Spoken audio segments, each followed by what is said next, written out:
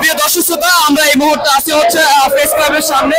আপনারা দেখতে পাচ্ছেন ভারতের বিরুদ্ধে, ভারত আমাদের বাংলাদেশের বিরুদ্ধে যেই অপপ্রচার চালাচ্ছে এবং বাংলাদেশের স্বাধীনতার যে অর্জন, সেই অর্জনকে বৃথা যেতে দেওয়ার জন্য তাদের যেই উগ্রবাদী কথাবার্তা এবং তাদের আমরা দেখতে পাচ্ছি যে আসলে অনেক সময় বিভিন্ন নিউজ এবং গণমাধ্যম পত্রিকায় তারা বিভিন্ন বাংলাদেশের এই বিষয়গুলো নিয়ে অনেক ধরনের প্রপাগান্ডা ছড়াচ্ছে।